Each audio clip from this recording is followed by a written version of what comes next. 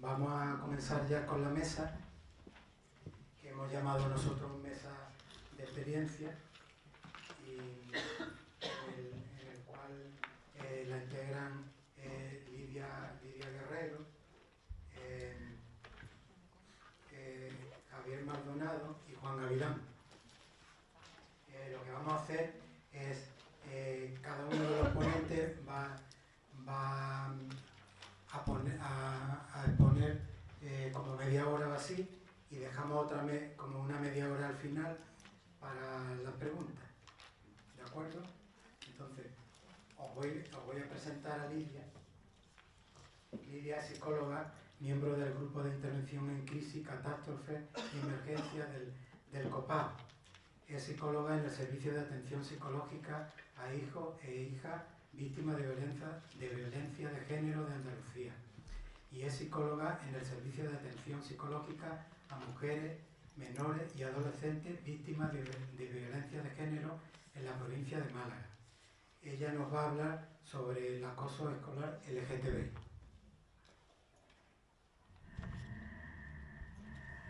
Buenas tardes a todos, buenos días. Bueno, pues para mí es un honor estar aquí hoy en esta mesa de experiencias con estas personas que tengo a mi lado, con Javier Maldonado y con Juan Gavilán. Y cuando me pidieron estar aquí, bueno, pues me preguntaron de qué íbamos a tratar. Y yo llevo pues para 3 años con un proyecto de acoso escolar LGTBI+, que se llama Este Año, donde, bueno, pues esto empezó ya atrás y empezó también con una perspectiva por el primer seminario que estuve aquí en Málaga. Empezamos a detectar que había bastantes chicos y chicas que tenían problemas psicológicos derivados de esta homofobia, lesbofobia, bifobia y transfobia. Cuando yo presenté el proyecto, pues en un principio había pequeños proyectos ahí a lo largo del territorio nacional y a nivel europeo.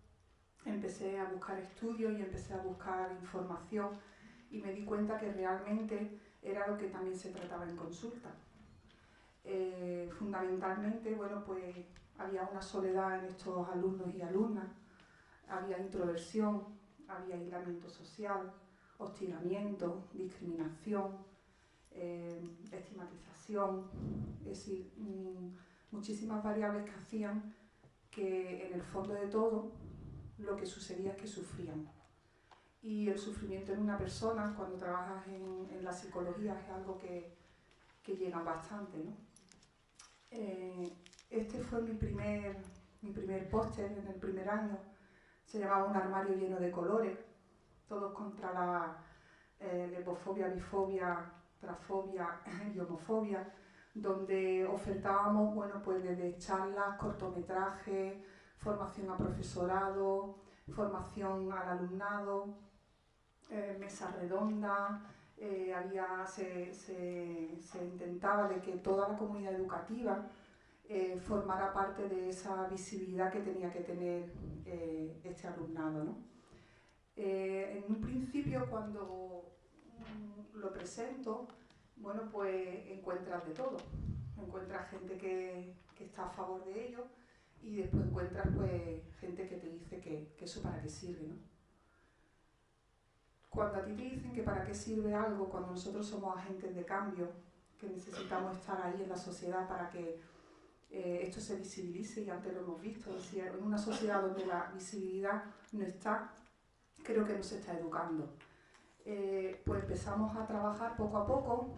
Los primeros pasos eran muy cortitos, ¿no?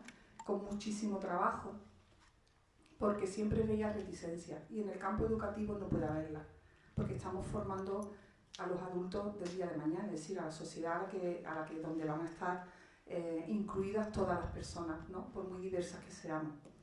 El primer año, bueno, pues se trabajó con una parte de estos colegios y no todos los institutos, pero llegó la sorpresa que en el segundo año, que ya vamos por el tercero, que se llama Una mirada llena de colores, ya estaba incluida toda la comunidad educativa. estaban los colegios, todos los colegios públicos de Alhaurín de la Torre, más los concertados, e incluso los de la Fundación Diocesana Santa María de la Vitoria, que al principio la gente me decía, pero bueno, es que te va a costar trabajo entrar. Pues no, me llevé, sinceramente lo tengo que decir, una grata sorpresa, porque se abrieron las puertas, solamente formación al profesorado, no accedieron todavía al alumnado, intentaremos este año llamar a la puerta, pero el profesorado sí estaba ahí, y además vino todo el profesorado. Aquí también seguíamos con, bueno, pues con los cortometrajes, los talleres didácticos, las charlas, hubo mesas redondas, sobre todo a la hora de formar no era llegar y dar la charla, ¿vale? Sino que aclarábamos conceptos que el propio profesorado no tenía claro, entonces no podía ya transmitir esa parte al alumnado, ¿no? Porque, aunque parezca mentira, ellos saben muchísimo más que nosotros. A veces, y esa información que les llega, a veces está distorsionada, pero otra es real. Trabajamos con diferentes asociaciones, una de ellas está aquí presente, que es Crisali, que es de familia de acompañamiento a familias de menores, chicos y chicas transexuales. Trabajamos con Ojalá, con Arcoíris, Amnistía, vinieron ponentes pues, como Charo Alice, Castillo, que vendrá también en esta jornada, y cada uno aportaba, bueno, pues ese granito de arena que necesitaba la comunidad educativa para que, bueno, pues tuvieran más información y pudieran educar en la diversidad. Se hicieron jornadas de intersexualidad y transexualidad, que fueron las primeras jornadas que se hicieron allí en Alhaurín de la Torre. Se habló otra vez del acoso escolar, esa realidad que, bueno, pues que es visible, que cada vez más pues, tenemos ahí. Y este año se empezó a trabajar también con la Asociación Transhuella, donde ellos trabajan con adolescentes y jóvenes transexuales. En esta jornada, pues la verdad que mucha de la gente que asistió era un mundo totalmente desconocido, ¿no? Lo que era el mundo de la transexualidad. Y no deja de ser el mismo mundo que tenemos todos, una parte más de nuestra diversidad, ¿no? Bueno, pues aquí tenemos algunas fotos de la jornada y las ponencias que tuvimos. Se trabajó también bastante a través de la red nacional lo que es el acoso escolar. Y el día 17 de mayo pues conseguimos que vinieran los centros escolares al campo de fútbol de los Manantiales, donde bueno, pues se hizo una suelta de globo y donde se leyeron los manifiestos que cada asociación tenía, más los que los propios centros hicieron. Los propios alumnos, bueno, pues ahí lo tenéis visto, tenían sus pancartas, empezaron a trabajar la diversidad, ¿no? Dentro de los planes que tienen los centros se ha ido incorporando cada vez más y hay una necesidad de que esto se haga visible, ¿no? La importancia de esa visibilidad que deben de tener estos colectivos. Hicimos también unos buzones y unas chapas, ¿vale? Donde en estos buzones los alumnos de manera anónima, si habían visto un caso de acoso escolar LGTBI o algo que ellos, bueno, pues después de la información que tuvieran, mostraban esa parte que realmente a la hora de hablar contigo directamente, bueno, pues como que no se atrevían, ¿no? Pues ahí sí, este año se van a publicar algunas, se va a hacer una exposición con esas cartas de esos menores. Y esas cartas, poner los vellos de punta, porque se ve el sufrimiento en el cual están viviendo. Y es un sufrimiento continuo, 24 horas del día, 7 días a la semana, 365 días al año, donde continuamente son hostigados, como ya he dicho, son a través de, bueno, ahora lo vamos a ver, de notas, notitas que le dejan debajo de la mesa, la mochila que se le han escondido, en los baños, en todas partes. Es decir, continuamente están sometidos a ese acoso escolar. No hubo ninguna clase que no saliera entre 1 y 2 casos de acoso escolar, cuando el profesorado decía que no había, ¿vale? Pero una vez que tú entras, empatizas y trabajas con ellos, terminas y te cogen en una esquinita y te dicen, te comentan, algunos salían allí mismo, ¿vale? Tuvimos el caso de una chica que ella llevaba ya sufriendo en casa 3 años un aislamiento ya social por parte de la familia, ¿vale? Directamente, bueno, pues el padre no asumía que le gustara el fútbol, porque decía que era cosa de chicos, que ella era muy masculina, que tenía que cambiar y que ella tenía que ser una chica como todas las demás. Y ella decía que, bueno, que por qué tenía que ser como las demás si ella era como era y tenían que aceptarla tal cual, ¿no? Bueno, pues se trasladó el caso a la orientación, la orientadora educativa estuvo hablando, se hizo un seguimiento y, bueno, pues paso a paso, pero está difícil. Bueno, pues porque lo primero es la familia, cuando también tenemos el caso que a través de la familia, después la primera que acepta y que te ayuda, pues en los casos de transexualidad, a seguir ese camino, ¿no? Bueno, aquí tenéis las charlas, los murales que pintaron eran sobre todo, bueno, pues la libertad,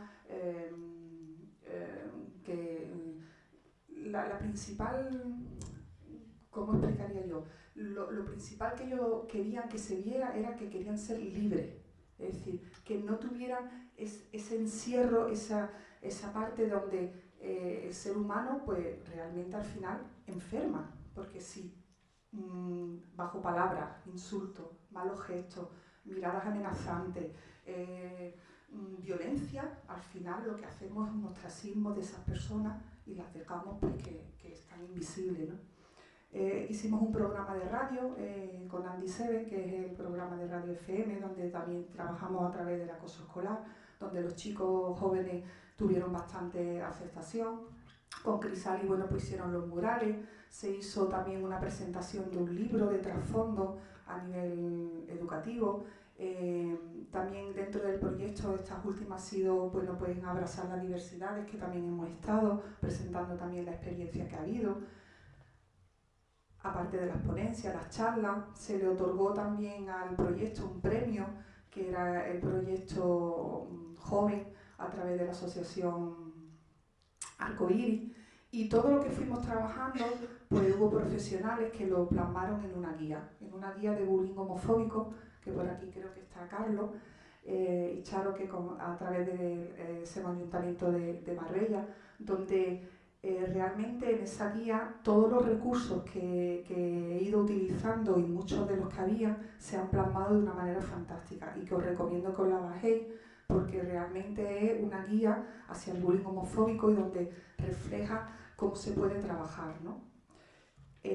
Bueno, pues lo que yo ya he dicho, dentro de esas dificultades y de esos problemas asociados que tenemos al acoso escolar, pues ¿qué vimos? Vimos las dificultades de relación con los padres y la familia, vimos los problemas de rendimiento escolar que eso ocasiona, porque bueno, pues si tenemos ansiedades, tenemos tristeza, soledad, al final en el fracaso escolar se ve. Las dificultades con la relación de los compañeros continuamente, es decir, esas burlas, esas miradas que ellos tienen, al final hace que, bueno, pues que no nos volquemos tal como somos, ¿no? Tenemos 4 puntos bastante importantes, que es la humillación y la vulnerabilidad a la que se someten estos alumnos, porque para ellos, bueno, pues es una situación inesperada, ¿no? Una situación donde el miedo, que es el miedo el que no nos hace avanzar, el que nos bloquea, les toca vivir esa experiencia y ellos dicen que se sienten humillados o humilladas y realmente es así. Es un sentimiento, una emoción que ellos tienen, que es la que siempre te están compartiendo. El aislamiento interiorizado, ¿no? Pues si ellos crecen en un grupo bueno, pues que realmente no son de iguales ni tienen esos referentes, pues al fin y al cabo, si no tienes donde apoyarte, te vas a sentir de una manera incomprendida o incomprendido, ¿no?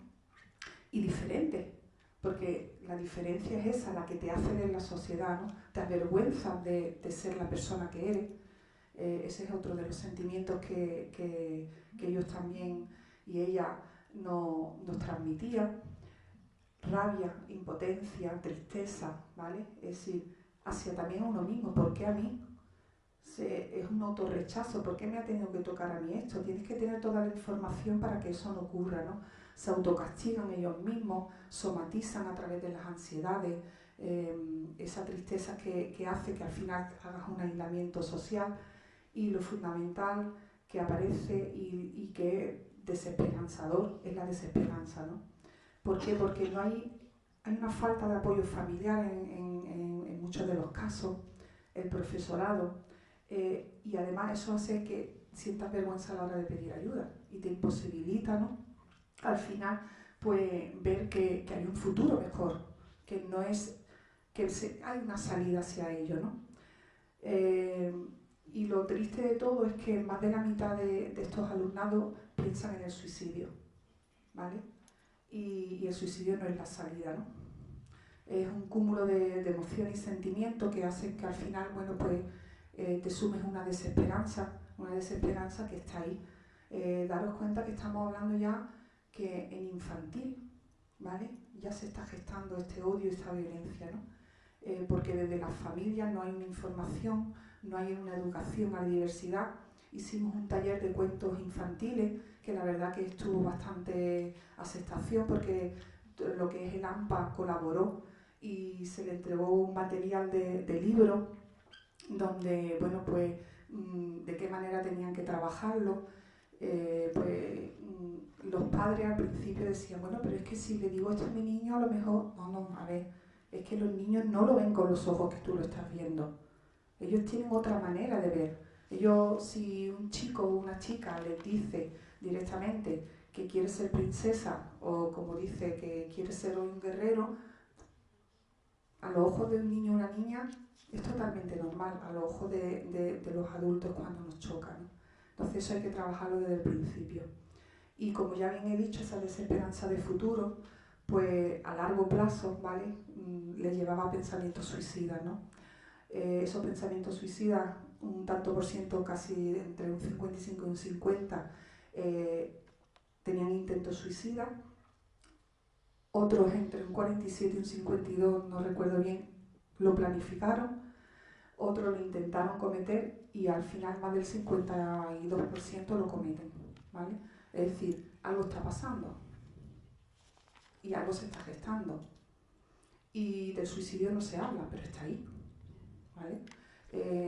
Yo trabajo en un grupo de emergencia, ¿vale?, donde a través del 112 se nos activa, y muchas veces, bueno, este es a nivel del Colegio Oficial de Psicología, pero hay otro grupo que es a nivel privado donde esos casos no salen, ¿vale?, pero están ahí. Y son casos de suicidio de adolescentes. Y estamos viendo que el caso de suicidio de adolescentes ha aumentado casi un 75%. Y eso es mucho. El suicidio después no se habla, entonces, bueno, pues no se ve. Y que pasa desapercibido. Y cuando ves detrás, pues muchas de las familias, pues hay acoso escolar. Y dentro de ese acoso escolar está el de orientación sexual y por identidad de género, ¿vale? Y lo triste de todo es que ellos solamente o ellas vean la salida a terminar con su vida. Pero realmente es que no es que yo quiero terminar con mi vida, es que quiero terminar con el sufrimiento que me está ocasionando el que la sociedad me esté estigmatizando, me esté discriminando, ¿vale? Como ya he dicho antes, los espacios donde vimos era el patio escolar, las aulas, a través del chat, que ahora lo veremos con el ciberbullying, el teléfono, en los pasillos, se hacen las corraletas y son collejas una detrás de otra antes de entrar a clase, notas escritas que le dejaban en las mesas, en las instalaciones propias del centro, en el gimnasio, en los baños, ¿vale? En los baños, bueno, pues detrás de la puerta, insultos homófobos, pintadas, cerrarle la puerta, pintarle con pintalabio la boca, es decir, actitudes homófobas que están ahí y que deben de ser cortadas por el centro educativo. Pero claro, para eso tiene que ser consciente el centro educativo que tiene problemas de acoso escolar y muchos de ellos todavía son reticentes a pensar que está ahí. Aunque tenemos un protocolo que debe ser y tiene que ponerse en marcha, todavía se ve la resistencia a que ese protocolo no se active. Cuando ese protocolo lo único que te va a hacer es garantizar que ese menor, ¿vale?, tenga una seguridad. A través del ciberbullying, bueno, pues que ya cada vez más, porque están enganchados totalmente ya a las nuevas tecnologías, incluso a nosotros mismos ya va tan rápido que se nos escapan, con mensajes desagradables, las apps, los blogs, unas redes sociales que tampoco algunos padres, bueno, pues ayer estuve en una charla donde había 1.200 personas, ¿vale? Que la dio Aguado, el del hermano mayor, en Alaurín el Grande, y lo estaba comentando en el café. A mí me impresionó de que hubiera 1.200 personas en el polideportivo. ¿Por qué? Pues porque es mediático. Porque aquí estamos en una jornada multidisciplinares y fijaros, somos una cantidad de personas, pero no hay 1.200 personas. Es decir, donde la información incluso, y no es por desprestigiar a esta persona, puede ser incluso mucho más de aporte que la que yo por lo menos recibí ayer. Pero quiero decir que se mueve. Y hablaban de aprender a educar. Y aprender a educar me faltó algo, la diversidad. No estaba. No estaban los nuevos modelos de familia. Seguíamos con el sexo binario. Y estamos aprendiendo a educar. Y había 1.200 personas. A través de publicaciones, fotos y vídeos o suplantando la identidad, ¿de acuerdo? Los elementos específicos que caracterizan al acoso escolar o el bullying homofóbico, ya hemos dado antes alguna reseña, pero son fundamentalmente 4, ¿vale? La invisibilidad, es decir, si no se habla, no está ahí, antes lo ha dicho Paco, es decir, a veces cuando decía los asexuales, es que no, la bandera, ya, pero es que si no están ahí, pasan desapercibidos. Y si somos invisibles, pues al final nadie nos tiene en cuenta y al final seguimos marginando, por lo menos en mi opinión, ¿vale? Y la transexualidad en el sistema educativo, es decir, cada vez más por suerte se está involucrando la sociedad educativa, pero están faltando todavía recursos en los que puedan acceder. El rechazo familiar o la falta de apoyo específico y fundamentalmente el contagio del estigma, es decir, la estigmatización no solo para esas personas, sino también para el resto de la sociedad, ¿no? Para quienes le apoyan.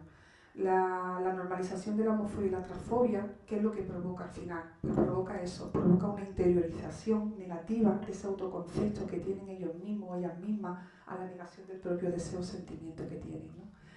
La vergüenza de sentirte lesbiana, gay, bisexual, persona trans. Es decir, ellos mismos, los alumnos decían, es que no lo puedo decir. Bueno, ¿y por qué no? Porque me da vergüenza. ¿Pero vergüenza de qué? ¿De qué te da vergüenza? ¿De ser tú? ¿De tu orientación sexual? ¿De tu identidad? Pues no, pues porque si lo digo, como los que están alrededor ya tengo el lenguaje verbal de lo que yo estoy escuchando diariamente, pues voy a sentir el acoso por parte de ellos.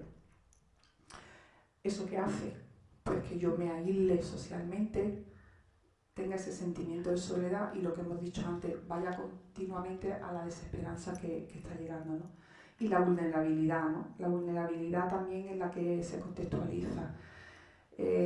Durante todo este proyecto, lo que nosotros intentamos es que llegar lo máximo a toda la mayor parte de la comunidad educativa. La comunidad educativa no solamente es el profesorado, es el personal que trabaja en el centro, es en el comedor escolar, ¿vale?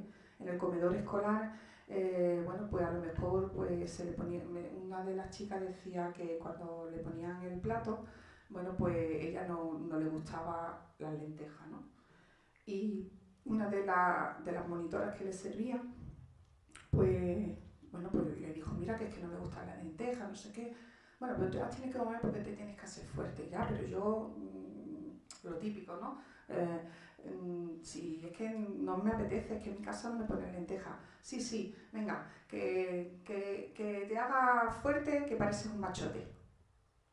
Porque esa chica, bueno, pues viste un poco más masculina, entre comillas, le gusta el fútbol, es la de la chica que le estábamos hablando, incluso en el comedor escolar ya se le estaba encasillando en un estereotipo que realmente, bueno, pues desde el punto de vista de la sociedad es la que te va marcando, ¿no? Entonces, al final te están estigmatizando, volvemos a lo mismo.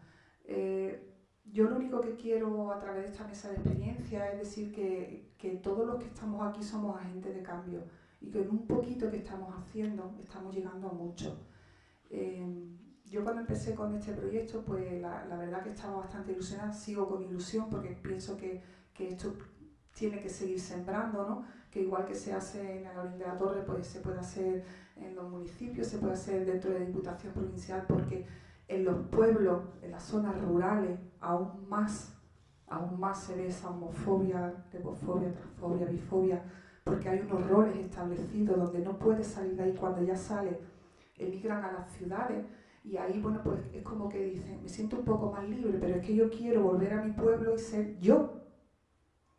Y, es decir, quiero ser persona, no quiero ser de otra manera. Yo no quiero ser, yo me llamo Lidia Guerrero Espinosa y soy yo no tengo que ir con una etiqueta diciendo soy bi, trans, no.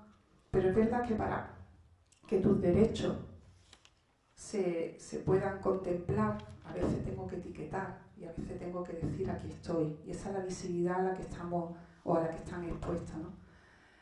Bueno, pues para terminar, me gusta mucho una frase de Kurt Coleman que dice que ellos se ríen de mí por ser diferente y yo me río de ellos por ser todos iguales. Y muchas gracias por vuestra atención.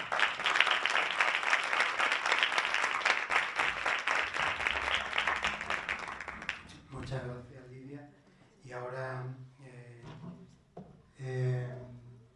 nos va a hablar Francisco Javier Maldonado Molina, que es doctor en Derecho, profesor titular en el Departamento de Derecho Mercantil y Derecho Romano de la Universidad de Granada, es secretario y asesor legal de Crisalis y ha impartido múltiples ponencias y cursos sobre la materia y tiene publicaciones como Transexualidad Infantil y Derecho o el reconocimiento del derecho a la identidad sexual de los menores transexuales en los ámbitos registral, educativo y sanitario.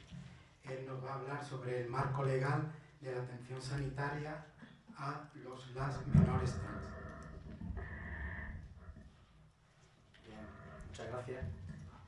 En primer lugar, yo quería felicitar al COPAO y a los organizadores del curso por esta iniciativa, por visibilizar estas realidades. Como decía Lidia, eso es esencial, y quería también agradecer que hayan contado con Crisalis para trasladar cuál es la realidad de los menores trans, especialmente en el ámbito sanitario, que es donde yo me voy a centrar.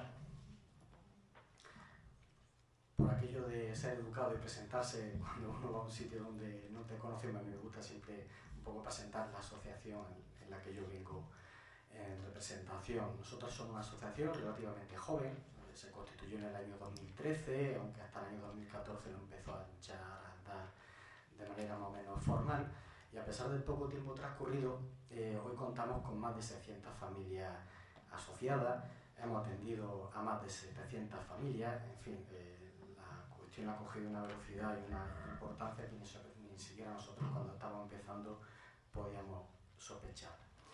Y nuestra función básica es una función de puro acompañamiento, esa es la elemental. Ese fue el motivo por el que surgió en su momento Crisalis, el que las familias que tienen menores trans, y sobre todo que ellos, los menores y las menores trans, no se sientan solos, no se sientan como alguien que ni siquiera conoce a alguien que existe en este mundo, que son de sus mismas características, que están en su misma situación. Ese acompañamiento familiar lo que nos llevó a unirnos a través de diferentes modos. Las redes sociales en este caso han sido esenciales para poder comunicarnos, y luego poco a poco nos fuimos ya organizando y fuimos siendo conscientes de que era necesario cambiar muchas de las cosas que estábamos encontrando en la sociedad, y de ahí que comenzáramos a tratar de mejorar la situación de nuestros menores en todos los ámbitos posibles.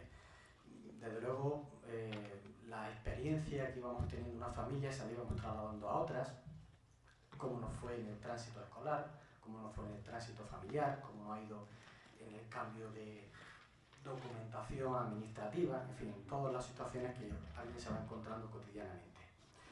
Y también comenzamos a tratar de cambiar la situación desde arriba, a tratar de cambiar el estado legal de la situación. Para el acompañamiento, como decía antes, nosotros nos servimos fundamentalmente de redes sociales, de Facebook, de WhatsApp, etcétera, que es como nos vamos comunicando. Aparte de eso, nos encontramos varias veces al año a nivel nacional. Aquí está la presi de Crisalis Andalucía, que es la organizadora de todos estos encuentros, que yo siempre digo, organizas 2 bodas al año, son más de 2 bodas, imaginaros con la cantidad de gente que va. Como ya vamos creciendo tanta la familia, incluso a nivel provincial, pues nos vamos reuniendo por provincia, por autonomía, etc. En el ámbito institucional hemos hecho todo lo posible, no hemos conseguido todo lo que quisiéramos, pero no hemos movido todo lo que hemos podido con todos los grupos políticos. En Crisali la realidad de los menores trans no es exclusiva de ningún sector concreto de la sociedad. En Crisali en sí es una representación de nuestra propia sociedad en todos los sentidos, en el ámbito ideológico, en el ámbito religioso, en el ámbito cultural. Tenemos una representación, una micro representación de nuestra sociedad. Bueno, y me voy a centrar ya en lo que nos ocupa, que es la situación de los menores trans frente a la sanidad y qué derechos le asisten en esencia. Este auditorio, que es un auditorio predispuesto, un auditorio que ya conoce bastante de esta realidad, pues no desconoce qué es la transexualidad, con lo cual voy a pasar un poco por encima. Pero no quisiera dejar de resaltar una situación, y es que vamos a poner un poco en el lugar, antes hablaba Lidia de empatizar, vamos a poner un poco en el lugar de un menor trans. Un menor que con 1 año y pico, con 2 años, ha estado recibiendo constantemente un mensaje único, y es: si tus genitales tienen esa forma, tu identidad sexual necesariamente es esa, y no puede ser otra. No se le abre la ventana para que vea que existen otras realidades, de manera que interioriza: si tengo pene, soy hombre; si tengo vulva, soy mujer. Me lo están diciendo los seres de autoridad, que son mis padres, me lo están diciendo en el colegio, me lo están diciendo todo mi entorno. Un menor con 2 o 3 años, vamos a ponerlo en su lugar, difícilmente va a poner eso en tela de juicio. Pues lo ponen en tela de juicio en muchos casos, hay otros que no. Aquí la realidad es igualmente diversa, nos encontramos todo tipo de situaciones. Hay menores que, a pesar de esos mensajes en una misma dirección que les llegan, son capaces de dar señales en sentido contrario. Otros que no, otros los dan más adelante. En fin, la realidad, como digo, es muy variable. Pero en el caso de los menores trans, el punto de partida es que al nacer se les asignó un sexo. Ellos no dijeron nada, obviamente cuando se nace se le asigna el sexo en función de los genitales, sin más. Cuando ese es un factor parasexual, dentro de los diferentes factores que podríamos utilizar para asignar el sexo, que desde luego lo que no representa es la identidad sexual. Podemos utilizar el sexo en función de los cromosomas, el sexo en función de las gónadas, pero el sexo en función de la identidad sexual es imposible hacerlo con el estado de la ciencia actual en el momento del nacimiento. Eso es imposible. Pero sabemos que la identidad sexual no tiene nada que ver, aunque estadísticamente coincide en la mayoría de los casos con el sexo asignado al nacer, pero no tiene nada que ver con los órganos que tenemos de cintura para abajo, sino que justamente la identidad sexual está arriba. Y como decía, pues hay casos en los que los menores, a pesar de esos mensajes que vienen recibiendo, son capaces de hacerse escuchar, de llamar la atención. Y ya, pues, como podéis imaginar, dependerá de 1000 factores: que se le haga caso, que no se le haga caso, que se les reprenda y que por tanto se cohíban durante mucho tiempo hasta la adolescencia. En fin, las realidades son muy diferentes. Si una familia, desde luego, es consciente de cuál es la situación, de que su menor es un menor, que puede ser un menor trans, y para eso la primera opción, la primera vía que tiene que tomar la familia es la de explicarle que existe esa posibilidad. Oye, que sepas que existen niños, que existen niñas, que aunque se le ha sexuado de una manera, luego se descubre que ha habido un error y que realmente son un niño o una niña, en fin, sexo contrario al que al principio se le ha asignado. Y cuando descubren esa primera realidad se le abre el ojo. No me digas que eso es posible. Sí, pues en mi caso. Ese es el punto de partida. A partir de ese momento, los menores es cuando van a poder vivir la infancia y la adolescencia a la que tienen derecho. Tenemos que tener claro que lo contrario, que en muchas ocasiones se hace simplemente con la buena intención de tratar de proteger al menor de un entorno que se presume hostil, dice, bueno, que es que lo va a pasar muy mal, pues lo que le está haciendo es fastidiar la infancia, le está fastidiando la adolescencia, eso no se va a volver a repetir, la infancia la vivimos una sola vez, es muy corta, nos marca durante toda la vida, por tanto hay que ser muy conscientes de que en ocasiones, tratando de proteger, lo que se le está haciendo es una gran faena a ese niño o a esa niña.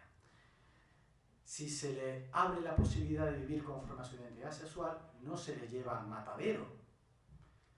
Existen situaciones que pueden ser complejas, pero en términos generales es mucho menos dramático, todo lo contrario de lo que puede parecer. Los niños y las niñas trans pueden ser tan felices si viven conforme a su identidad, solo si viven conforme a su identidad, que los menores que no son trans, lo que llamamos menores cis. Por tanto, cuando se detecta esa situación, no vale meter la cabeza debajo de tierra. Ha habido una situación, un error, y la única opción posible es rectificar. Y rectificar se hace a través de lo que nosotros conocemos como el tránsito social. El tránsito familiar, es decir, vivir conforme a su identidad en la familia, en el ámbito escolar, en fin, todo lo que tienen cerca los menores, los niños y las niñas, que es la familia, los amigos, el colegio. Vamos incluso a tratar de cambiar esa identidad donde constó equivocadamente en el registro civil, en el DNI, en toda la documentación administrativa, y otro de los sectores donde hay que tocar en sanidad, porque todo el que tiene niños y niñas sabe porque se pasa buena parte del tiempo en el centro de salud cuando están malos, no están malos, y en fin, y cuando una familia tiene inquietud acerca de algo, en muchas ocasiones a quien le pide opinión es a su médico de atención primaria. A nosotros nos vienen derivados, si queremos utilizar una terminología médica, muchas familias por parte de médicos de atención primaria, por parte de psicólogos, que sin perjuicio de lo que ellos puedan hacer desde el punto de vista profesional, son conscientes de que en muchos casos los miedos de estas familias, los miedos de estos menores, se disipan simplemente conociendo a otras familias que están en su misma situación y que les cuentan cuál es la realidad, cuál es su experiencia y cuál es el camino que tienen que seguir. Bueno, vamos a hacer el tránsito social, en este caso en sanidad. Y vemos cuál es el soporte jurídico que tenemos, que por suerte en Andalucía somos unos privilegiados. Bueno, pues ¿qué demandan los menores trans a la sanidad? Pues lo que demanda cualquier usuario de la sanidad, que se atienda a su salud. Su salud en sentido amplio. El concepto de salud integral, que no equivale a la ausencia de enfermedad física, sino que equivale a bienestar social, emocional, mental, todo tipo de salud. Si a un menor trans no se le respeta su identidad sexual y se dice, no, tú aguanta, que estos pasajeros me han dicho que eres muy joven todavía, ya se te pasará con 2 o 3 años, qué barbaridad. Eso es lo que diría alguien que no conoce esta realidad desde fuera. Y a veces yo ni lo reprocho, porque soy consciente de que quien lo dice así, con 2 o 3 años, qué barbaridad. No dudamos de la identidad sexual de los menores cis cuando tienen 2 o 3 años. Dicen, yo soy niño, tengo pito, tal, perfecto, nadie lo duda. Ahora, yo soy niña, aunque tengo pito, ya tenemos que poner en duda. Hay que poner en duda necesariamente. Bueno, si a un menor trans, por protegerlo, no le permitimos ser feliz, su salud nos la estamos cargando su bienestar emocional, social, como decía antes gráficamente, estamos acabando con su infancia, a la que tiene total derecho.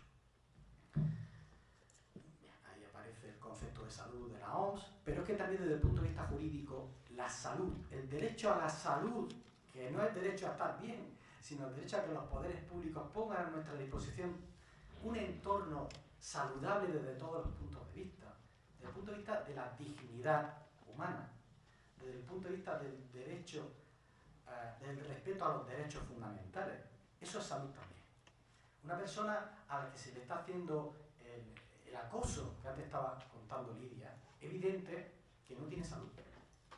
Se le está castigando su salud, un concepto amplio, su salud integral. La dignidad, el respeto a los derechos fundamentales, es el presupuesto de cualquier otro derecho, incluido la salud. Por eso, el Convenio de Oviedo, el Convenio sobre Protección de los Derechos Humanos y la dignidad del ser humano con respecto a las aplicaciones de la biología en medicina, dedica el primer artículo a decir que las partes del Estado tienen que proteger al ser humano en su dignidad y su identidad. Dignidad e identidad. Respeto a todos sus derechos fundamentales. Bueno, pues ¿cómo conseguimos ese respeto a la salud en sentido amplio, ese respeto a los derechos fundamentales en el ámbito sanitario? Pues a través de esas 4 medidas que aparecen proyectadas en la pantalla. La primera se refiere a que no se le trate como lo que no son. Las personas trans no son personas enfermas mentales. Esa época ya la hemos pasado. Ahmed lo explicará en sus sesiones con mucho más detalle, pero ahora veremos algo más. Segunda cuestión, aparte de que no me trates como una persona enferma mental, es que reconozca mi identidad y que me trates como hombre, como mujer, o si no soy ni hombre ni mujer, pues también conforme a esa otra posibilidad. Por supuesto, el derecho a recibir una atención sanitaria de calidad, sin discriminación, sin segregación, la más alta calidad a la que tienen el mismo derecho todos los ciudadanos. Y por último, como decía, vamos a ir viendo cada una de estas partes, derecho a recibir la herramienta que cada persona, en función de sus circunstancias personales, pueda requerir para conseguir esa salud integral. Todo esto viene sintetizado prácticamente por el Consejo de Europa en una resolución de 2015 que aparece ahí mencionada, que no voy a leer. Primera demanda, que no se las aborde, que no se las trate como personas enfermas mentales. Y a mí siempre me gusta comenzar con esta diapositiva cuando me dirijo a un sector relacionado con la sanidad, porque lo que aquí estamos viendo es un caballero que en el siglo XVI fue cirujano. Perfecto, magnífico. Además, viene de mi tierra, de Granada, de Alhama de Granada. Perfecto. Hasta ahí ninguna novedad. Ya es algo realmente... Yo cuando he visto su biografía, alguien de Alhama de Granada, entonces, que llegara a ser cirujano, tuvo su mérito. Pero si luego indagamos un poco más y nos enteramos de que esta persona, al nacer, se le asignó el sexo de mujer, nos sorprende mucho más que fuera cirujano, salvo porque no vivió como mujer, porque en el siglo XVI, si hubiera vivido como mujer, no hubiera llegado a ser cirujano. Llegó a ser cirujano porque vivió conforme a su identidad sexual. Vivió como el hombre que era. Llegó a tener tal éxito que fue cirujano, hasta que se descubrió la realidad. Y es que al nacer se le asignó el sexo de mujer. Y pasó de la diapositiva que estáis viendo en la parte izquierda, un gran señor, un gran cirujano, a ser sometido a la Inquisición. Porque la perspectiva social, esto es una cuestión muy relativa, el antropólogo que nos acompaña esa referencia, todo depende del lugar donde vivamos, todo depende del momento en el que vivamos, se ve de una manera o de otra. Y en aquel momento pues, se le hizo pasar por la Inquisición. En el siglo XX, la salud mental, yo no digo que con mala intención, pero la salud mental dio otra explicación a esta realidad. Dijo, no, es que son personas que tienen un problema mental. Y gracias, entre comillas, a eso se les sacó del ámbito penal a las personas trans. Es que hasta entonces iban en el ámbito penal. Como son personas inimputables porque tienen un problema mental, ya conocemos que esa es la explicación y por tanto fuera del ámbito penal. Ya la Inquisición y demás instituciones equivalentes fuera. Nos lo llevamos a la salud mental. Los libró del ámbito penal, pero los metió en el estigma de la salud mental. Todo eso ha sido durante el siglo XX. Y ahí veis una afirmación que a mí me gusta y yo la pongo. En las sociedades occidentales la medicina ha colonizado la transexualidad, considerándola como un trastorno de identidad de género y creyendo que solo a través de la intervención de la medicina pueden alcanzar su dignidad las personas transexuales. Mi amigo Juan Gavilán lo escribió y dice: no pongo en duda que la medicina puede cooperar. Efectivamente puede cooperar en muchos casos, y eso es lo que nosotros vamos a ver ahora.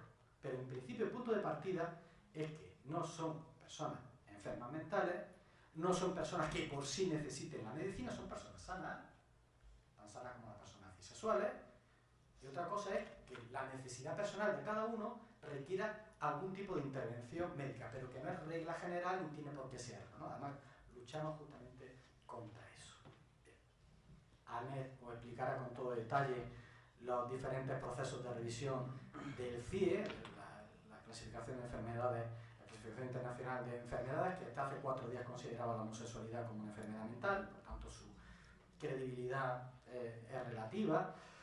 Os explicará la evolución del manual de diagnóstico norteamericano, de la Sociedad Americana de Psiquiatría, que habla de disforia de género. Nosotros, viendo la realidad de los menores a los que se les permite vivir conforme a su identidad y que pasan realmente a ser euforia de género personificada.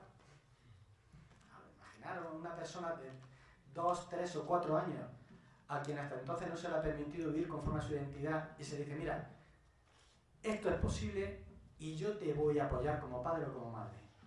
Eso es euforia de género. La persona vuelve a nacer, renace. Nosotros celebramos los cumpleaños nuevos, 2 cumpleaños, uno y el otro.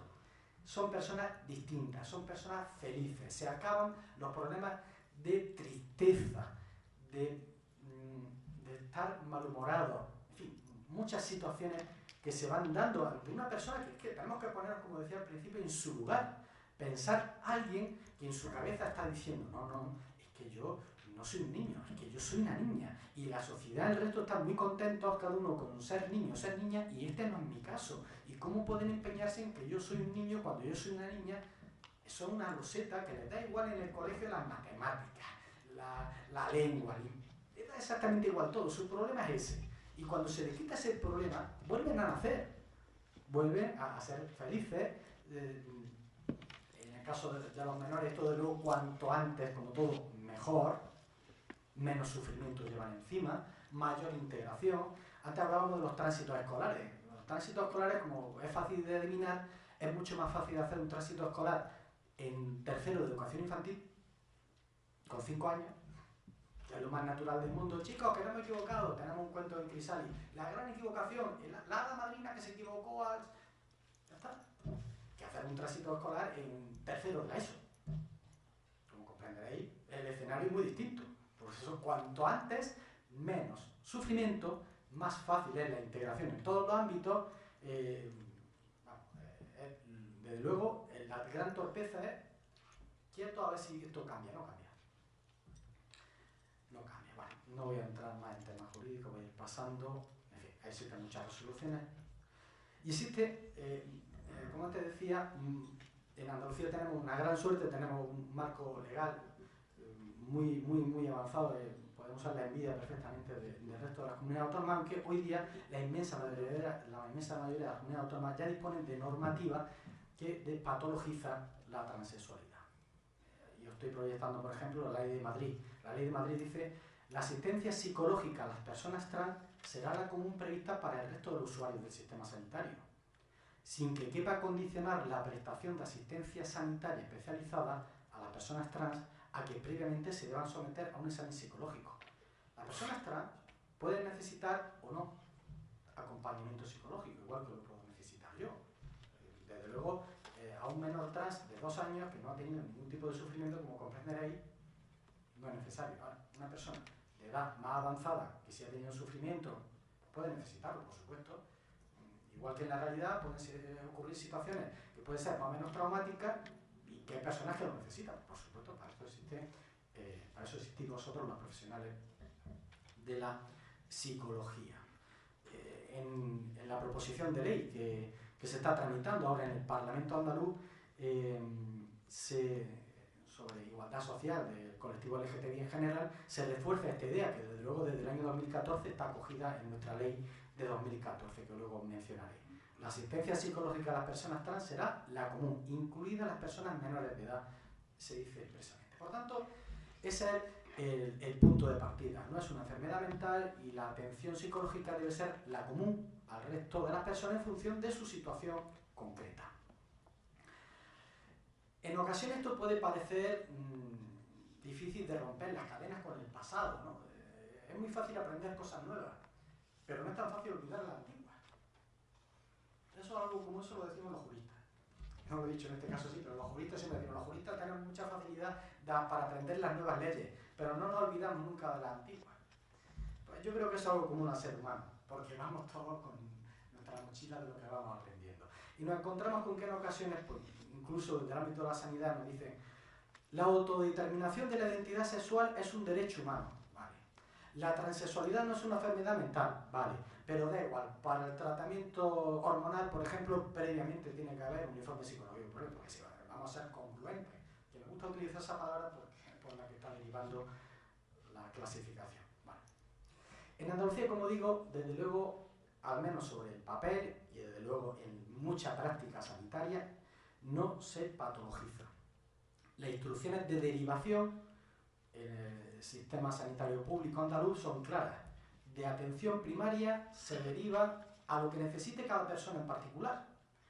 Las instrucciones de derivación dicen, en caso de que la familia consulte a un médico de atención primaria a edades tempranas o prepuberales, en las que las personas menores no han alcanzado el estadio 2 de Tanner, corresponde a estos profesionales el acogimiento.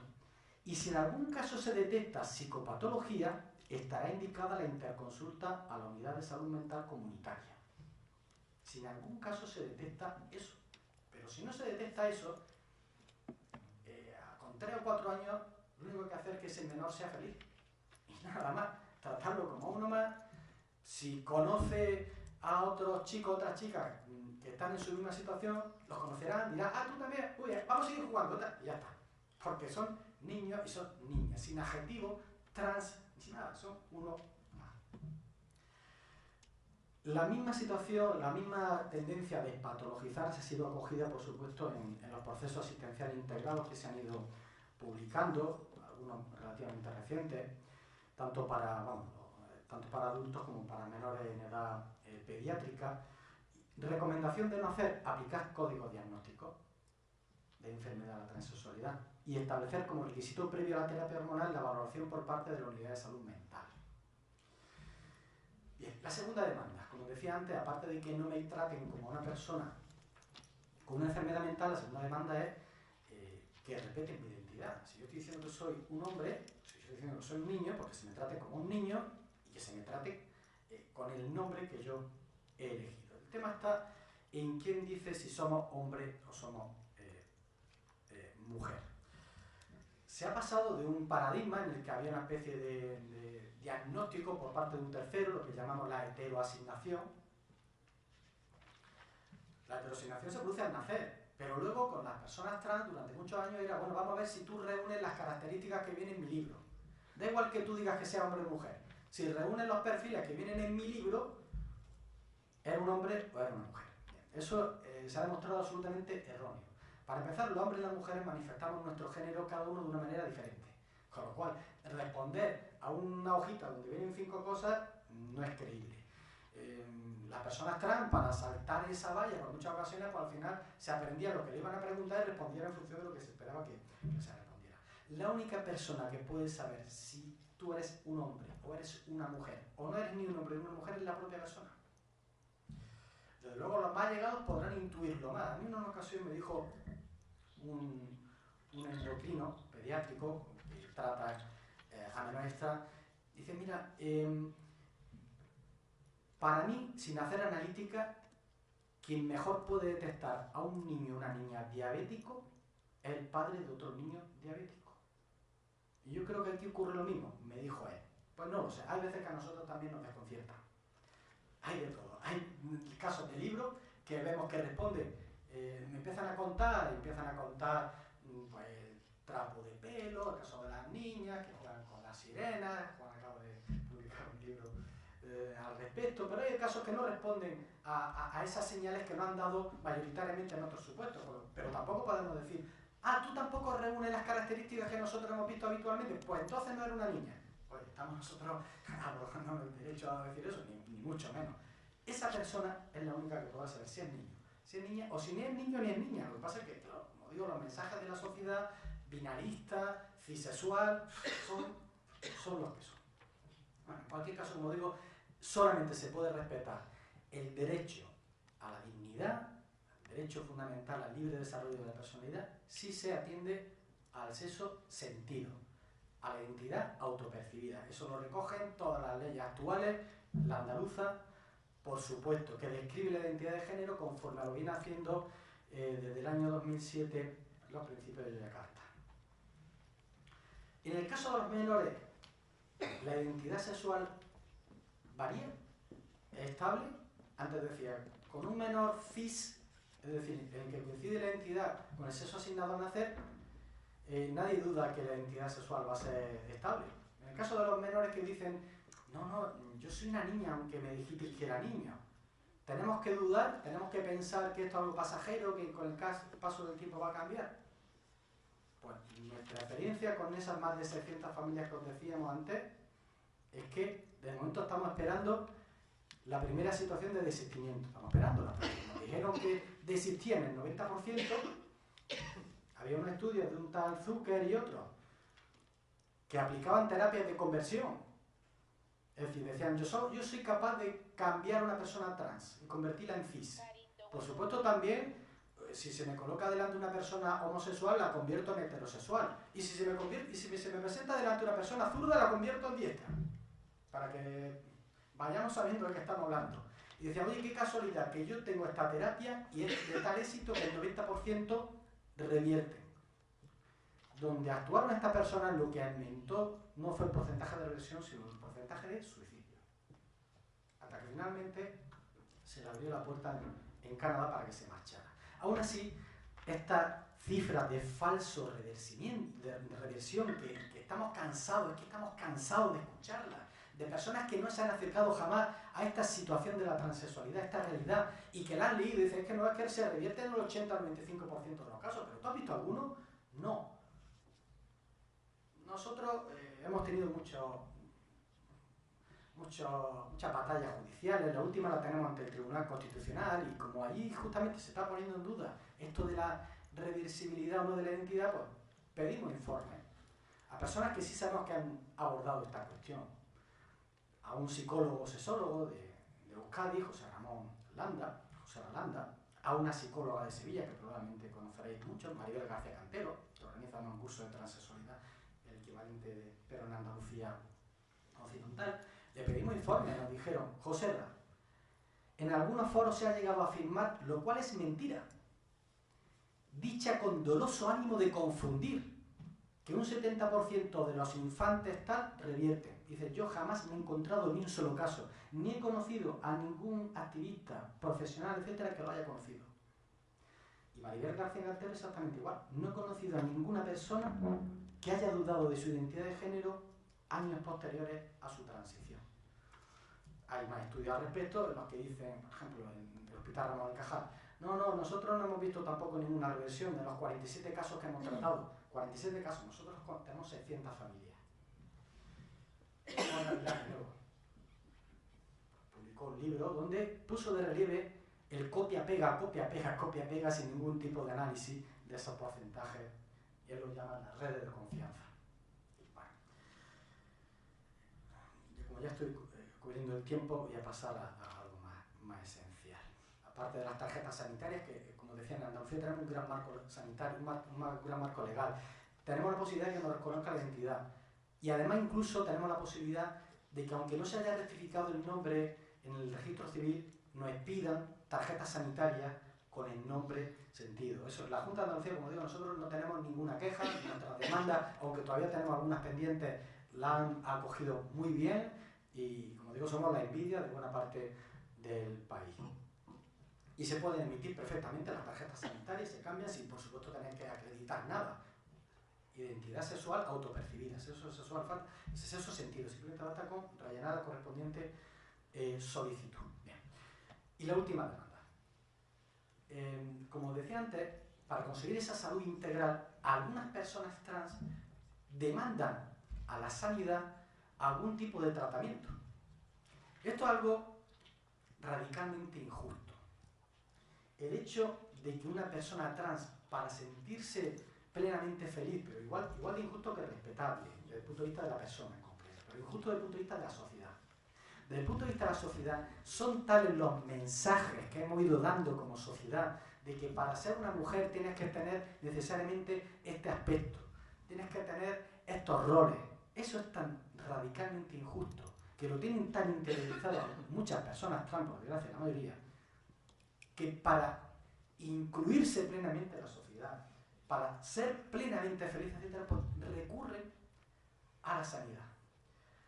Recurren a tratamientos hormonales, a cirugías, etcétera, que, como digo, desde el punto de vista personal es absolutamente respetable, porque si no es tan sencillo como decir, ponte tú en su pellejo, y a ver tú qué harías. Quizá haríamos lo mismo.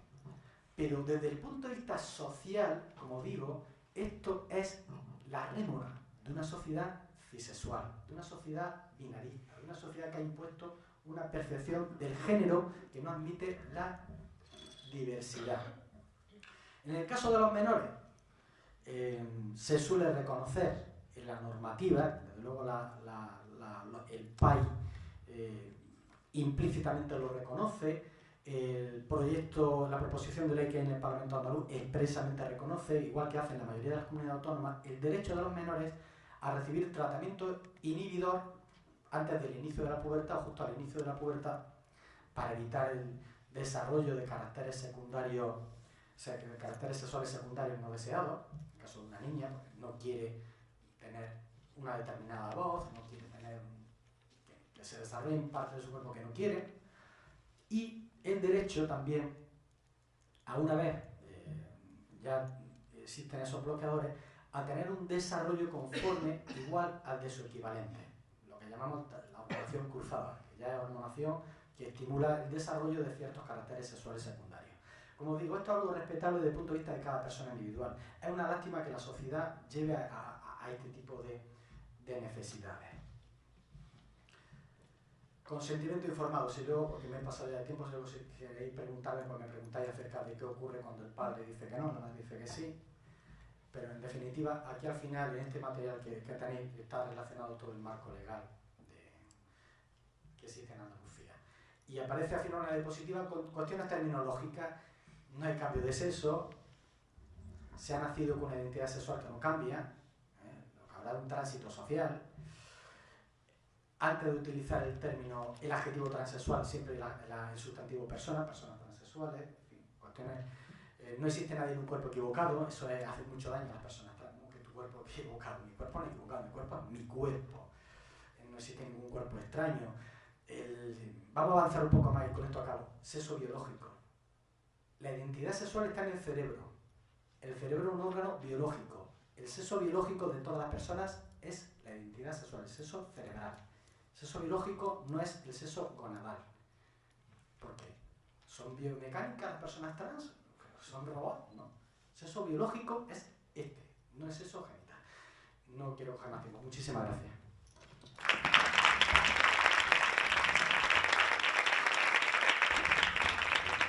Muchas gracias, Javier. Juan, vamos un poquito justo de tiempo. Sí, no te preocupes. ¿Me dices que ya breve? Sí, te presento.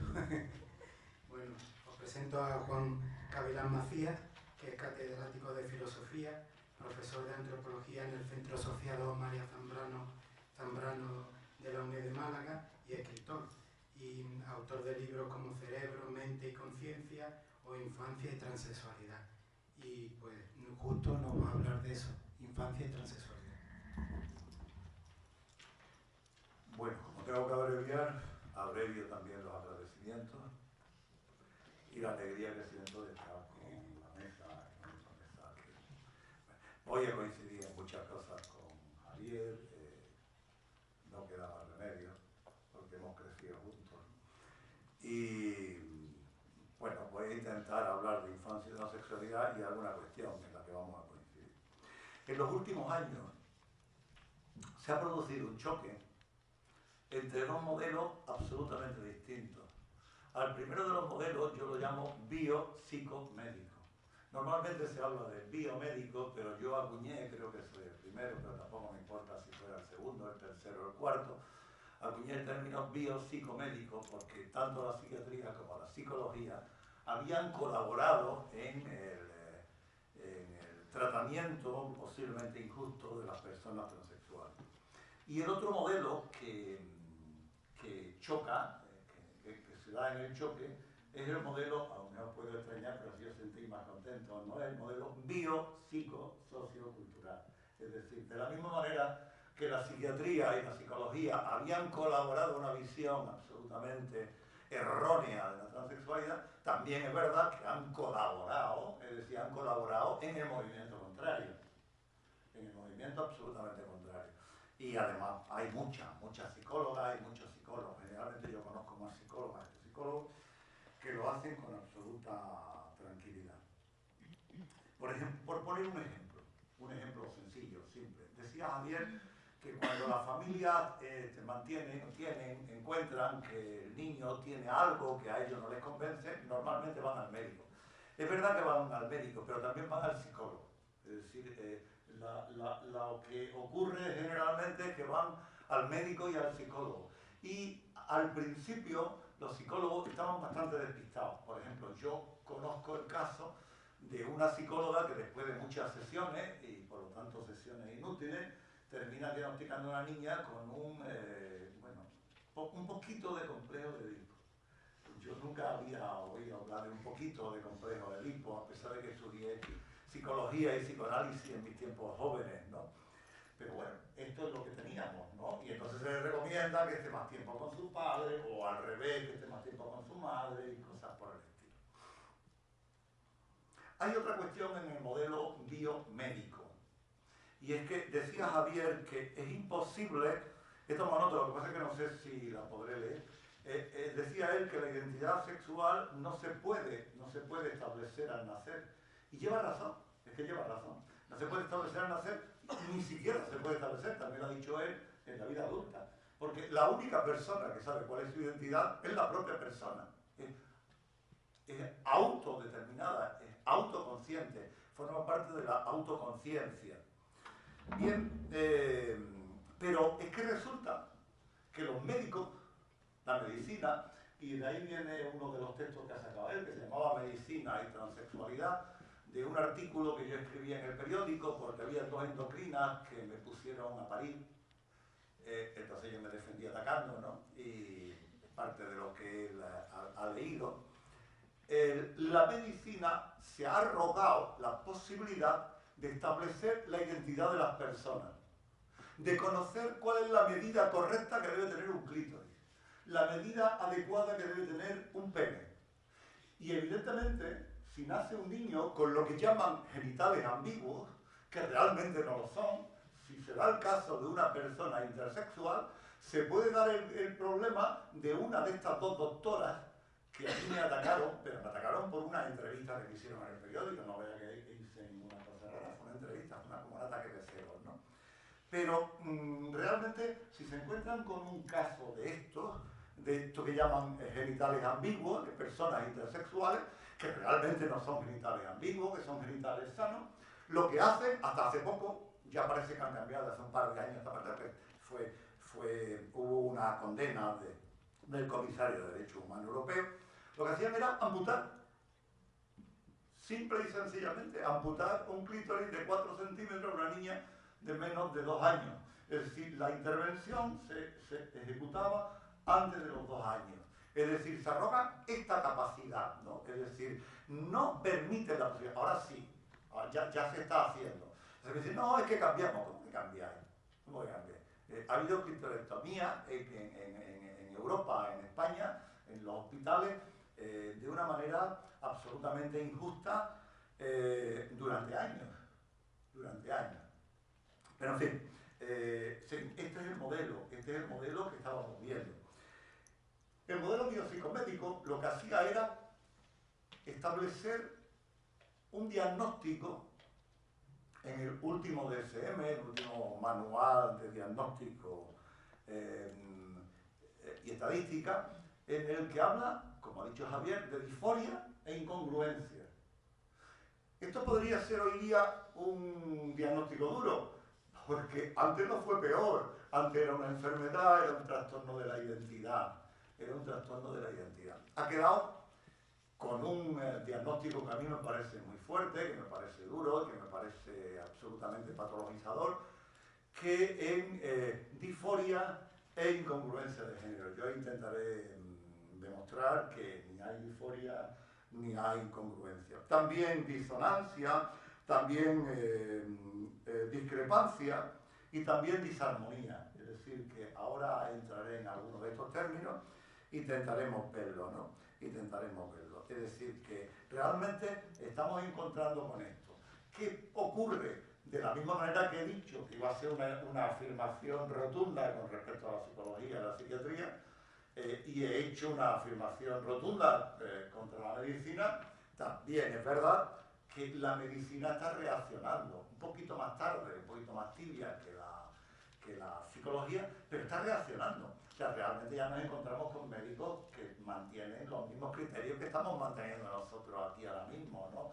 De despatologización, no necesidad de evaluar ni de definir a las personas, etc. Bien, ¿qué ha ocurrido con esto, con estos choques de los elementos? Pues que se ha ido debilitando y que ha ido produciendo una especie de desgaste. Primero, que no es el tema que nos ocupa, o por lo menos que me ocupa a mí, con el movimiento despatologizador, el movimiento SDP, que ha sido muy fuerte desde 2009, incluso un poquito antes, ¿no? En el que muchas asociaciones de personas transexuales de casi todo el mundo, de las grandes ciudades, han reaccionado en contra de la patologización de las personas transexuales. Pero también, en el caso que nos ocupa, porque en la segunda mitad del 2013,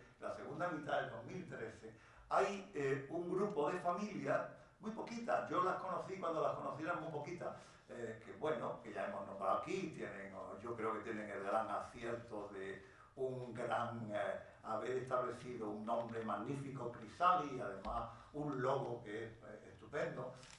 Pues esta familia empieza a luchar por los derechos de los menores transexuales, de las niñas y los niños transexuales, y producen un cambio radical. Es decir, por primera vez empezamos a ver en España una visión absolutamente nueva a la que nos incorporamos, personas que venimos de fuera. Entre otras yo, claro, es decir, nos incorporamos al movimiento y en este caso yo me dedico a construir un modelo teórico de la transexualidad infantil que no existía. Es decir, yo echaba de menos, tanto a nivel nacional como a nivel internacional, el marco de un modelo teórico sobre la transexualidad infantil. Y lo intenté construir y está publicado en Infancia y Transexualidad. Y bueno, esto era mi labor, era mi tarea. Es decir, que mi tarea no era práctica, no era actividad, una actividad de carácter práctica, asociativa, sino que era una colaboración teórica, la construcción de ese marco. Cuando nos enfrentamos a la transexualidad infantil, por lo menos cuando yo me encontré en los primeros meses con el fenómeno, empecé a recibir narraciones de madres que contaban su experiencia. La psicología generalmente tendía a desconfiar de las narraciones de las madres, porque piensan que siempre va a haber un elemento distorsionante en la labor. De hecho, las madres se quejan de que siempre la han considerado como las locas, ¿no? Que eso me decía Carmen Cabaleiro y Patricia en Sevilla cuando nos vimos hace poco, ¿no? Y además porque se da un caso verdaderamente increíble, y es que piensan que están repitiendo, están copiando ideas que se dan en otras madres. porque realmente lo que encontramos no es que las madres repitan, sino que en todas las niñas y los niños suelen darse unas pautas de conducta que son realmente repetitivas. Es decir, casi todas las niñas, como ya se ha dicho, como casi todas las niñas juegan con pelo largo, aunque las mujeres evidentemente pueden llevar pelo corto, pero ellas lo que hacen es una construcción social de la feminidad y prefieren el pelo largo, lo simulan con toallas, con camisetas, se visten con ropa femenina, visitan el armario de la madre, de las hermanas y se visten de niñas y además lo hacen con absoluta tranquilidad hasta que se les prohíbe. Con absoluta tranquilidad. Es decir, el caso de la niña que yo trato en el libro de la Sirenita, la transexualidad en el mundo mágico de la Sirenita, es absolutamente feliz hasta los 2 años y medio. Pero absolutamente feliz. Es decir, toda la familia, todo el entorno, los datos que yo tengo de todo el entorno, es que la consideran, bueno, la familia dice, lo considerábamos un niño feliz. No es verdad, era una niña feliz como ella se consideraba. Lo que pasa es que la familia pensaba que estaba haciendo una especie, la niña era un poco histriónica, o el niño era un poco histriónico, le gustaba el teatro, iba realmente para artista, para modelo, para diseñadora, porque se establecía los fulares, se ponía ropa que ella modificaba, etc. Bien, pero realmente están estableciendo pautas de conducta, es decir, pautas de conducta que no son las que les corresponden. Además lo hacen desde una edad muy temprana.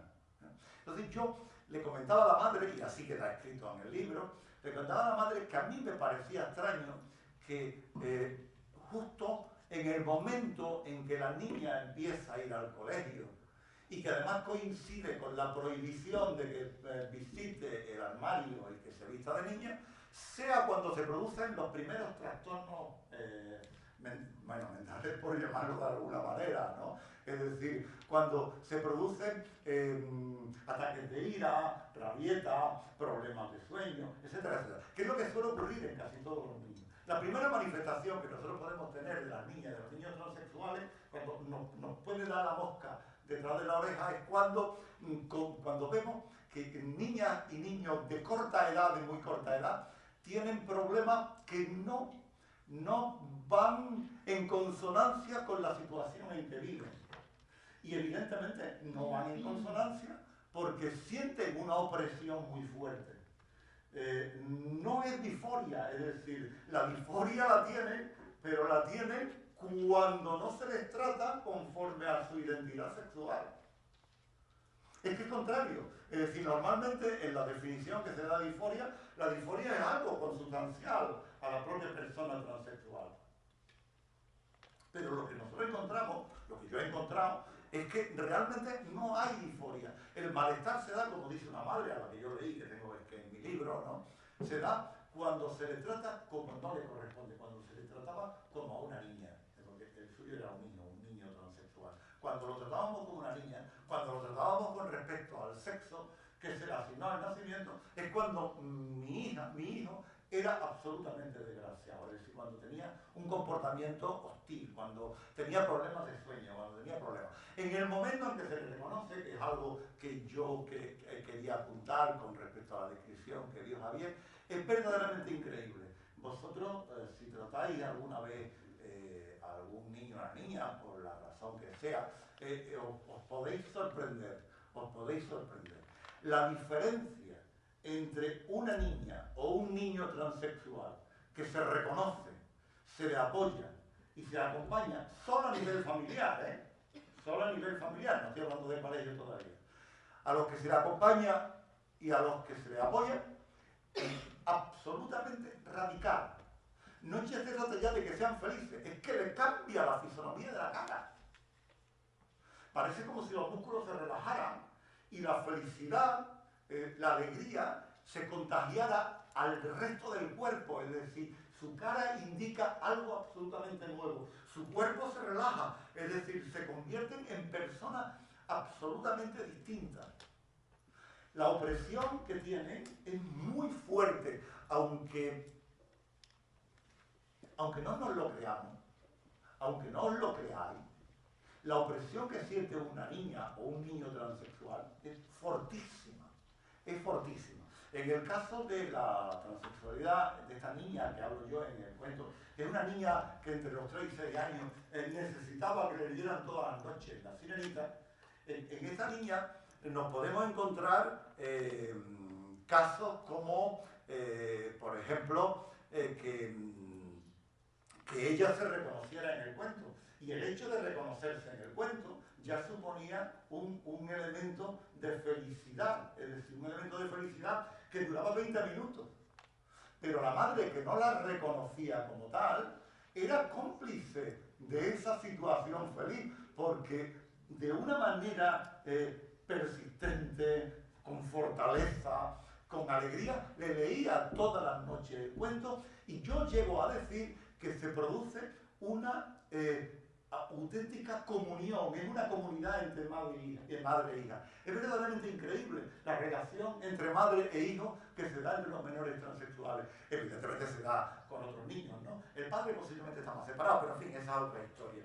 En el dibujo, que es de la portada, que es un dibujo que es de la niña, es un dibujo que manda la madre, aparece una sirenita nadando en posición horizontal, la madre en posición vertical, muy sofisticada, aparece como muy sofisticada. Ella se llama Lauri, bueno, es la primera vez que digo un nombre de una niña transexual, pero es que ya no tiene sentido ocultarlo. Pero es la primera vez que en público lo digo, lo sabe María José, la voz María José, lo sabe él, ¿no? Pero es que ella se llama Lauri, así me lo da la madre, a la madre le pone mami, está llena de corazoncitos rojos y le dice, te quiero mucho, mami. Y la madre es otra sirena, evidentemente. Es otra sirena. Es increíble porque la sirena, tiene una fuerza impresionante. A mí me impresionó, por supuesto yo como buen filósofo, esas cosas no las leía, ¿no? Me parecían absurdas, me parecían un poco ñoñas. Pero cuando leí La Sirenita, leí más cuentos que ya los conocía, que hay transformaciones, de Cenicienta, de Bella Durmiente, etc. Es verdaderamente increíble cuando la Sirenita se decide por fin que va a ser humana, abandona la fiesta del castillo donde están bailando, donde están cantando, y va a ver la bruja. Entonces, dice el autor, dice Andersen, con un gran estilo, que la Sirenita se recoge el pelo, evidentemente porque es que hay una especie de ameba, bueno, no son amebas, bueno, son unos brazos terribles que van a trincarla, creen que la van a abrazar y que la van a martirizar. Se recoge el pelo, es decir, arremangarse, vamos, eso le llaman en Andalucía arremangarse. Se pone los brazos sobre el pecho y se lanza hacia tal sin ningún tipo de miedo, es decir, la fuerza le hace vencer, le hace vencer. Es increíble, lo estaba yo diciendo antes, por la opresión. ¿Por qué? Mirad, esta misma niña, yo ya la había citado antes en infancia y transexualidad, porque la madre un día le preguntó, no sabía realmente qué le pasaba a la niña, quería estar segura. Y un día le preguntó, oye Lauri, si tú volvieras a nacer, ¿qué querrías hacer?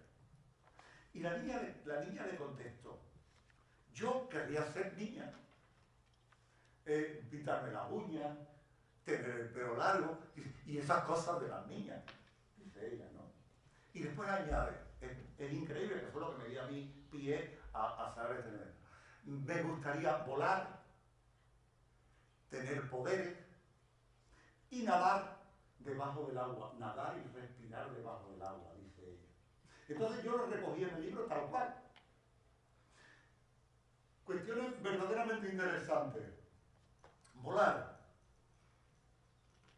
Hay muchas niñas transexuales, digo porque este libro habla de niñas, pero también hombres, también hombres, y ahora comentaré. Hay muchas niñas que juegan con seres de carácter mitológico, tal, que tienen alas. Alas, María José me habló también de su hija, que jugaba con una muñequita, unos dibujos que siempre no recuerdo nunca cómo se llaman. Los wings, ¿no? Ah, bueno, pues, pero lo hacen alas, pero personas con alas que necesitan volar. Fijaros cómo funciona la opresión. Es un muro. Es un muro. La ideología de sexo y género de las sociedades binarias es un muro infranqueable para estos niños. Y cuando pueden, lo que necesitan precisamente es volar, sentirse libre, sentirse libre. Bien, Laura dice que quiere volar, pero Anthony and Johnson, no sé si lo conocéis, que es un cantante magnífico, transgénero, en inglés dicen transgénero, pero bueno, y tampoco sé realmente lo que es, ni me interesa, ¿no? Pero es magnífico. Su segundo disco se llama Ahora soy un pájaro. Y uno de sus temas, que es magnífico, yo lo recomiendo, buscarlo en YouTube, Eres mi hermana, me parece que se llama, es magnífico, es un temazo impresionante. Bueno, pues, ¿qué ocurre? Que también quieren tener poderes. Laura quiere tener poderes. Y cuando la madre me mandó un folio escrito por ella, con una foto, y lo que ella decía, quiero tener poderes para no obedecer a mi madre. Chúpatela, ¿no? Claro. Claro.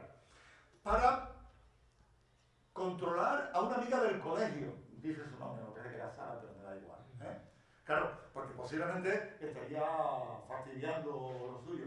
Para tener la ropa más chula de tal, para tal. Pero es que yo realmente, cuando he visto esta idea de tener poderes, automáticamente cuando hablo del libro, cuando hablo de tal, automáticamente me llegan opiniones. Y es que este tener poderes, ya está en muchas personas, en muchos niños y niñas transexuales. Este tener poderes, por ejemplo, es querer ser bruja. Hay más de una madre que me ha dicho, mi hija quería ser bruja. ¿Por qué? Pues porque tenía el poder para cambiar. Hay una niña de Marbella, preciosa, que bueno, casi todo el mundo sabe que, incluida la madre, que es una de mis debilidades, que bailaba como los ángeles, es decir, era y es, me imagino, aunque creo que ha dejado las clases de baile. Pero cuando le preguntaban, ¿y tú qué quieres ser? Era así, yo quiero ser juez. ¿Por qué? Pues porque quiero cambiar, si quieres ser juez, porque quiero tener poder para cambiar el nombre, la identidad de las personas, el documento de nacionalidad, etcétera, etcétera, etcétera. Y era una niña de 10 años, vamos, que tampoco es que fuera, y posiblemente entonces tuviera 9, me imagino, ¿no? Bien, pues tener poderes, más de una madre me lo ha dicho. Mi hija que quería ser bruja y tenía la varita que se la hacíamos con no sé qué me contaban, ¿no? Bien, pues entre otros poderes quieren el poder de nadar. Bueno, perdón, esta idea me surgió a mí en un encuentro con Crisali en Madrid el año pasado, en octubre, porque yo hablé de esto, de esta necesidad de volar, del poder, de nadar, etc. Y la madre de esta niña se me acercó y me dijo, y mi hija además tuvo que leer La Sirenita, yo le tenía que leer La Sirenita cada noche. Esta madre tenía una narración de unas 50 páginas sobre su experiencia, pero curiosamente, el tema de La Sirenita no lo había tocado. Se le pasó. Y a mí me pareció importantísimo. La repetición me pareció fundamental. Bien, pues había una pianista gallega magnífica, una mujer increíble, y cuando estábamos cenando, yo vi que me miraba y que me daba la impresión de que quería decirme algo. Y un momento que cogió un hueco para tal, me dijo, el primer sueño que yo recuerdo, sabéis que el primer sueño que se recuerda es importantísimo, es decir, yo he hecho experiencia con mis alumnos, ¿no? A ver qué sueño, cuál es el primer sueño que tuviste, y es verdaderamente impresionante la experiencia. Se convierten en niños, se convierten en niñas, aunque sean muy mayores, y producen mucha ternura, ¿no? Porque vuelven, es como si volvieran. Bueno, pero el primer sueño que yo recuerdo que tuve fue que volaba. Me dijo Sandra. Y una pianista magnífica, una mujer transexual espléndida. Bien, ¿qué ocurre entonces? Pues lo que ocurre sencillamente es que las niñas y los niños transexuales aparecen, es decir, se desvelan muy pronto, a una edad muy corta. Lo que pasa es que no se les atiende, yo llamo a eso el periodo de latencia. Y evidentemente cuanto más se tarde, totalmente de acuerdo, cuanto más se tarde en atender, más dura será el ya. Bueno, pues como queráis. Mirad, me vais a permitir, por lo tanto, que la conciencia, tienen una conciencia, es decir, hay un problema y es que los adultos tienen una visión absolutamente, yo creo, que sesgada de la infancia y posiblemente, y seguro que tienen una visión sesgada de la infancia transexual, de los niños y las niñas transexuales, porque se piensan que son inmaduros, se piensan que no tienen entendimiento, creen que no tienen conciencia, creen que no tienen agencia, y además está el fantasma de la reversión. Como sobre la reversión Javier ya ha dicho prácticamente lo que yo tendría que decir, estoy de acuerdo, es decir, estoy de acuerdo. No hay reversión, es un mito. La única que yo puedo añadir es que además de Zucker, Peggy Cohen-Ketteny y Madeleine Wallien, dos ilustres psicólogas de la View University de Ámsterdam, hicieron un estudio estadístico increíble en el que a partir de 77 personas fueron las que descubrieron que la horquilla estaba entre el 70 y tanto y el 90 y tanto por ciento de reversión. ¿Y por qué? Pues bueno, el estudio se hace sobre 77 personas, hay el 30 y tanto por ciento de esas personas que no aparecen y automáticamente entran como si hubieran revertido. Hay un tanto por ciento también elevado que no contestan las personas, contestan la familia, que también se les da a aportar, y hay otros que permanecen como homosexuales, entonces ellos dicen, bueno, porque son homosexuales. Este es el problema de no distinguir el variante de género de la persona transexual en la infancia, que además es relativamente fácil. Como habíamos dicho, solo basta con atender y escuchar a los niños. Hay un juez muy famoso que un día me preguntaba a mí, ¿y qué garantía tenemos para cambiar el nombre, para cambiar la identidad del niño? Y yo le dije, pues muy sencillo. Atender a la voz de las niñas y de los niños. Ellos se lo van a decir. Y si no lo van a decir ellos, lo van a decir los padres. Y si no lo dicen los padres, la familia, lo va a decir también el entorno del colegio, que sabrán exactamente lo que quieren, cómo son, cómo se comporta y cuál es su identidad. En cuanto a la disforia, dos palabras. ¿Me la permite? Sí. En cuanto a la disforia, primero, las personas adultas transexuales no se pueden identificar con la disforia por una sencilla razón. Pueden haber algunas que tengan disforia, incluso disforia radical, extrema. Pueden haber personas transexuales que tengan una disforia suave. Pueden haber, por supuesto, hay personas que no tienen ningún tipo de disforia. Pero os puedo asegurar que si hay disforia no es de nacimiento, sino que está debida, bueno, eso lo dice Eli Coleman, por ejemplo, que es una autoridad, es debida a la marginación, a la estigmatización y al maltrato. Cuando estabais hablando antes de los malos tratos, yo me recordaba, cuando hablaba de Lidia, yo me recordaba de un género, de un término que se utiliza en la antropología, que es policía de género.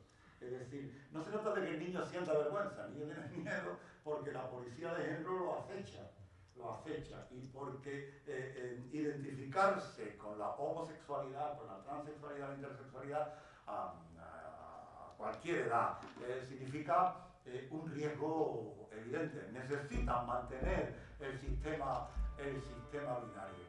Como he terminado con mi tiempo, pues yo me abro a vuestra pregunta.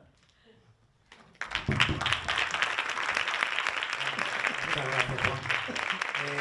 Ya estamos fuera de tiempo, pero yo creo que merece la pena, ¿no? Nos quitamos un poquito de la hora del almuerzo, ¿no, Charo? Un poquitito, para que se puedan hacer algunas preguntas a cualquiera de los tres componentes de la mesa. Lidia, Javier o Juan.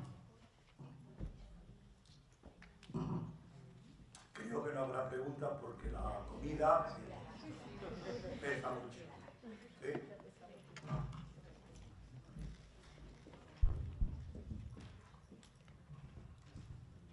Bueno, como siempre, pues una maravilla, ¿no? Escucharos a los tres, sobre todo por todo el trabajo que hay detrás y sobre todo por las realidades, que muchas veces se ocultan, ¿no? Aparte de eso, lo primero, me gustaría ser muy breve con el consentimiento informado por preguntar de esto, porque se ha quedado ahí como un tema poco latente y me gustaría abordarlo cuando uno de los progenitores no está de acuerdo con ese y no da su consentimiento.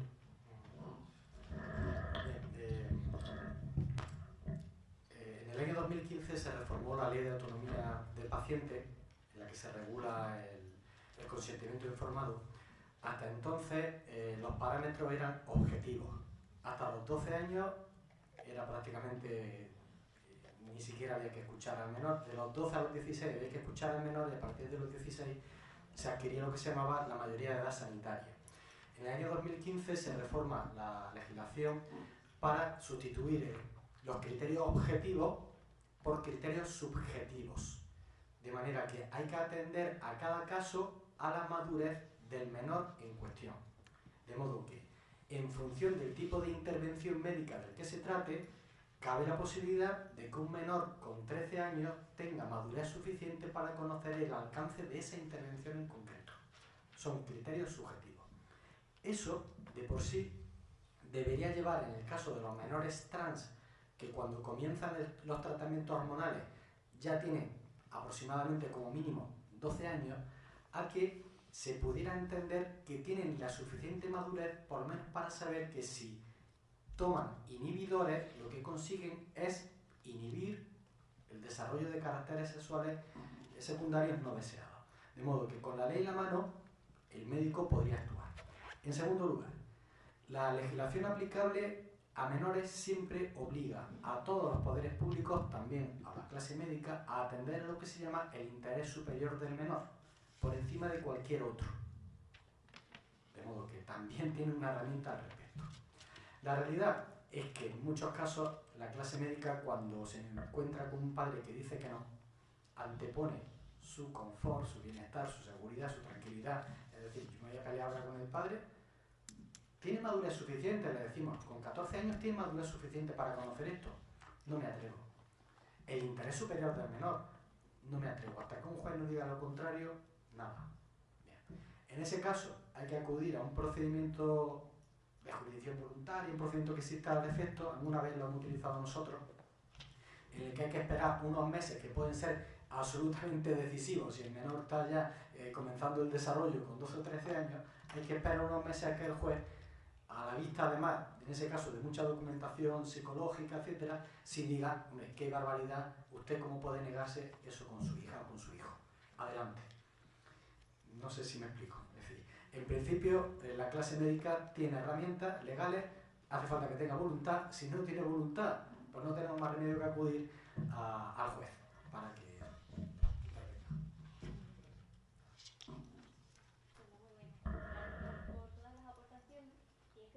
Algo que recurrentemente no consigo aclarar o diferenciar. A mí, en cierto parecer, hay cosas que me indican o me declinan que una persona vista desde, a ver, entenderme, ¿vale?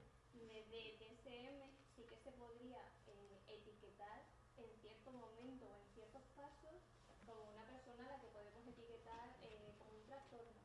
Es decir, ¿por qué una persona con esa crisis de identidad no se le añade o se le dice que tiene una enfermedad, y una persona, por ejemplo, con ideas delirantes, con no sé, con paranoia, que sea esquizofrénico en ese momento, sí que se le etiqueta, y a una persona transexual no se le etiqueta? ¿Dónde está el límite? ¿Dónde está la diferencia? ¿A quién preguntan? ¿Pregúntame? Bueno, pues de entrada está claro, es que el propio manual de diagnóstico evitó ya el término de trastorno desde hace